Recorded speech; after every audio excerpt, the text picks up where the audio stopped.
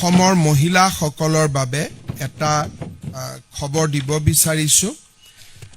নিৰ্বাচনৰ সময়ছোৱাত অৰুণোদয় আঁচনি প্ৰদান কৰা সদায় এটা বিতৰ্কিত বিষয় হৈ থাকে। সেইকাৰণে কেতিয়াবা বিৰোধী পক্ষেও আপত্তি কৰে যে ইলেকশ্যন চলি থাকোঁতে কিয় অৰুণোদয় দিলে। আমি যাতে বিতৰ্কৰ ঊৰ্ধত থাকিব পাৰোঁ, ফেব্ৰুৱাৰী মাহৰ 20 তাৰিখে অসমৰ প্ৰতিগৰাকী অৰুণোদয় হিতাধিকাৰীক বিহুৰ উপহাৰ হিচাপে আমি আগতীয়াকৈ 8,000 টকা দিম।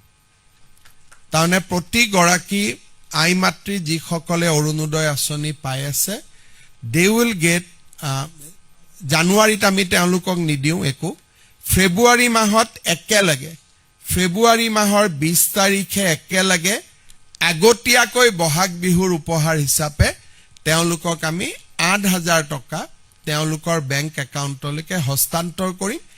তেতিয়া আৰু বিহুলৈকে তেওঁলোকে সুন্দৰভাৱে তেওঁলোকৰ বিহু পালন কৰিব পাৰিব।